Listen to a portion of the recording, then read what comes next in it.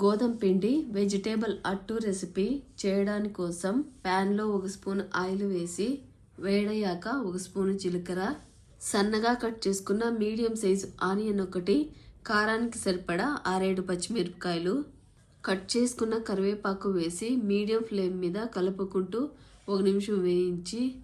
తురుముకున్న నౌకోలు వేసి కలుపుకుంటూ తురుముకున్న 2 క్యారెట్లు, సన్నగా కట్ చేసుకున్న క్యాబేజీ కొద్దిగా వేసి కలుపుకుంటూ 1 నిమిషం వేయించి సన్నగా కట్ చేసుకున్న క్యాప్సికం ఒకటి వేసి కలుపుకుంటూ 1/2 స్పూన్ సాల్ట్ పొడి, 1/2 స్పూన్ పసుపు,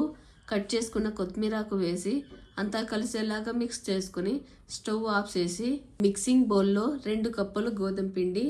4 స్పూన్లు శనగపిండి, 4 కప్పులు వాటర్, సరిపడా 1/2 స్పూన్ సాల్ట్ పొడి వేసి అంతా బాగా కలిసేలాగా మిక్స్ చేసుకుని వేయించి పెట్టుకున్న వెజిటేబుల్స్ వేసి మిక్స్ చేసుకుని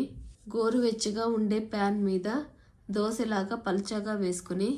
1/2 స్పూన్ ఆయిల్ వేసి స్లో ఫ్లేమ్లో 2 పక్కల కాలిన తర్వాత తీసి సర్వ్ చేసుకుంటే